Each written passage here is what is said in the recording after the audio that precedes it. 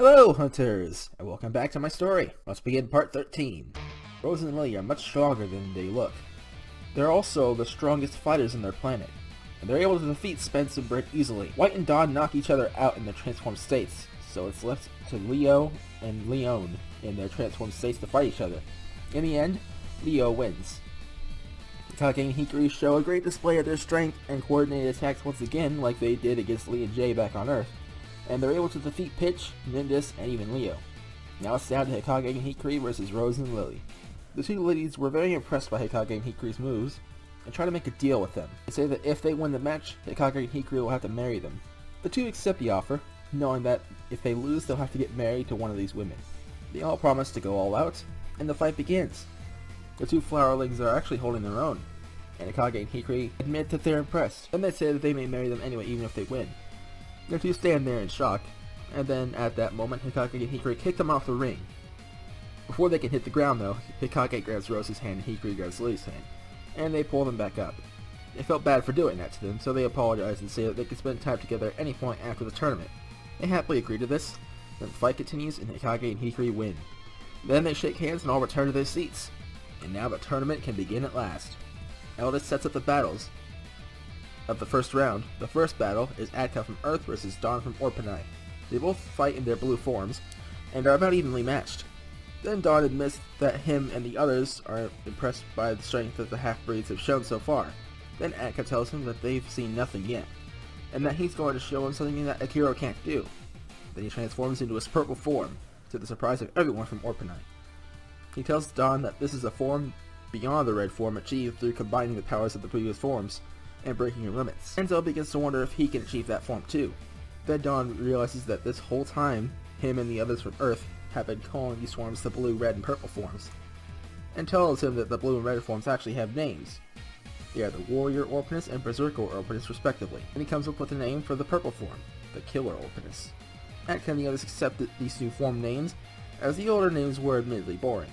Then he reverts back to his warrior form and tells Dawn that he'll finish the fight in this form to keep things interesting. Atka wins the fight, and the two shake hands and say that it was a good fight. The Orpanus from Orpanai are finally beginning to show their respect for these half-breed warriors because they see how powerful they are.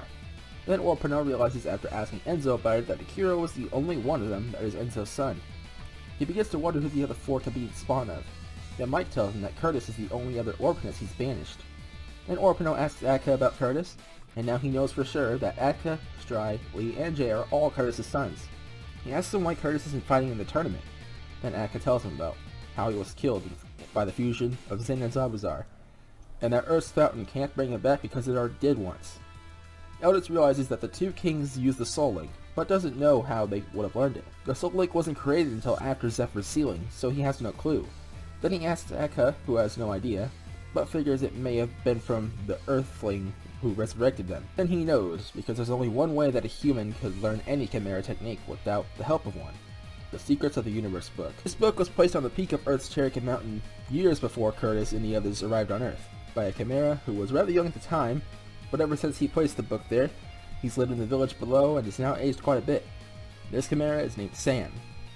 Now that everyone has learned everything they need to know about this, Atka and Dawn return to their seats, with Atka moving on to the second round. Now the second battle begins, and it is German from Archipel versus Lilac from Flora. German wins this fight easily and moves on to round 2. Two more fights ensue. Dande from Flora versus Brett from Archipel, and Leo from Orpanai versus Cowie from Eladin. Dande and Cowie are the winners who move on to round 2. Next up is Akiro from Earth versus Franco from Archipel. First Akiro attacks in his base form, but Franco blocks it and tells him not to fool around and use the power he used in the exhibition. So he turns into his Berserker form, and the fight begins for real. Franco puts up a good fight. He's almost as strong as Akiro in this form, but in the end he loses and Akiro moves on to the second round. Stride, Lee, and Jay don't have such grand fights in the first round. After Akiro's fight, they all battle in succession. Stride fights Violet from Flora, Lee fights Andy from Orpano, and Jay fights Inigo from Archipel. They all win and move on to the second round. Stride won in his base form. Lee's fight went like Atka's, and Jay won in his warrior form. For the next few battles, things get interesting once again. Goaty fights Marks from Archipel, and Goaty has a tough time in this fight, even in his beast form. He has some unique techniques that have never been seen before, He moves very fast and uses a variety of moves to keep Goaty on edge. In the end though, Goaty finds his weakness and wins the fight, moving on to the second round. Next, Steven from Orpnai fights Magi from Dark. Magi easily wipes the floor with Steven and moves on to the second round. Next up is Alexis fighting Brack from Planet Dark, the one who finished last in the preliminary round, and seems very weak. They begin fighting and Alexis gets some good hits on him and knocks him to the edge. When it seems like she can win, suddenly Brack lunges forward and hits her very hard, knocking her across the ring. Everyone from Earth is shocked by this, because he did so much damage to her but despite not exerting any energy. Alexis continues to attack, but then he hits her again even harder. Then she tries to blast him off stage, but he just deflects it, and it begins to fly towards the spectator seats. Then a barrier appears in front of it and suppresses the blast. Eldis then tells him that it was his doing, and that he will always have a barrier up to make sure no one in the audience gets hit by a stray blast. Then Alexis decides to just stand there for a bit, and Brack does nothing no matter how long she stands there. Then she runs around the stage, and he still doesn't move at all. He doesn't even look at her. Then she tries throwing punches and kicks at him, but he doesn't even flinch. It's as if Brack wants her to hit him. Then she realizes what's going on. She sees now how Brack fights. He takes several hits, then hits back with power equal to the damage he took.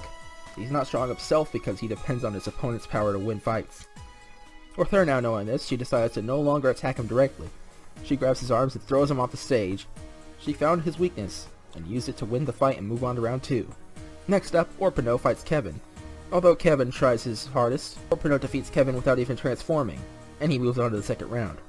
Next up, Hikage fights Wormlet. Hikage makes sure to hold back against the transformed Wormlet to give the audience a good show, but in the end Hikage wins and moves on to the second round. Next up, Hikage fights Merrick from Archipel, and Hikage wins and moves on to round 2. Next up, Raihi fights Steko from Planet Dark. Despite Raihi going all out, he was no match for Steko's techniques. Steko moves on to round 2. Things aren't too interesting anymore for the rest of round 1. Junior fights Iberno from Dark, Roshan fights Nindis from Dark, Lily from Flora and Bogoto from Archipel fight, Eric from Orpnai and Dar from Dark fight, Chris from Flora and Gray from Dark fight, Oppo from Eladin and Pitch from Dark fight, Shay from Dark and Ire from Archipel fight, Rose fights Nate from Orpnai, Iris from Flora fights Leon from Eladin, Enzo fights White from Eladin, Daisy from Flora fights Pierre from Eladin, Lark from Flora fights Spence from Archipel, Cornet from Archipel fights Juan from Orpano, Gear fights Bonnet from Flora, and Spirit fights Mike from Orpnai. The only ones out of them who had any interesting techniques were the Dark Spirits. The winners of these fights were Junior, Roshan, Lily, Eric, Gray, Pitch, Ire, Rose, Leon, Enzo, Pierre, Spence, Cornet, Gear, and Spirit. Now the second round can begin. Everyone is healed, and the 30 warriors still remaining in the tournament prepare for the second round. Meanwhile, back on Earth, Gerald, John, Joss, and Joel are plotting something in the prison. They've heard from the guards that Earth's strongest warriors are gone for a tournament, so they see this as a perfect opportunity to escape. They manage to break out and leave the city undetected, or so they think. Once they're out of the city, they come up with a plan. They want to make use of magic power once again, so first they head off to Blair's house. Back at the tournament, the second round finally begins. The first battle is Atka versus German. After seeing German win the preliminary round and defeat Lilac with ease in round 1, Atka knows that German has a ton of latent power, and has been looking forward to fighting him. He starts off in his warrior form, and German dominates Atka in this form. He moves on to his berserker form, and is only slightly weaker now. Then he's pushed to his killer form, and he turns the tables here and absolutely dominates him now. German isn't as strong as he could be, Atka thinks. So he comes up with a plan to draw out German's hidden power, just like he did for Akiro back in the day. He tells German to surrender, and German refuses, saying that a true hero never quits. Then Atka beats him up more, and won't even let him fall out of the ring. Atka says that once he's done, he'll beat down the other Archipelians the same way. Everyone who knows Atka knows what's going on at this point, and the other Orpanists are thrilled to see that the half-breed is acting like one of them, except for Enzo, who's confused with this. The Archipelians are all mad, and everyone else is confused. Atka gets him face down and steps on his head, and that's when German has reached his breaking point. He gets up, knocks Atka across the stage, and his power suddenly skyrockets. He also keeps growing in size until he turns into a giant. His power is off the charts now, and he easily tosses Atka aside in his killer form. At last, German has unlocked his hidden power thanks to Atka. Atka has no choice but to reveal to everyone in the audience his ultimate form. This surprises everyone from Planet Orpnai. They had no idea that the half-breeds even unlocked the form of legend.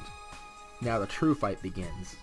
Thanks for watching part 13 of this story. Stay tuned for part 14 where this epic battle unfolds, the tournament continues, and war happens back on Earth. I'll see you guys then. Happy hunting.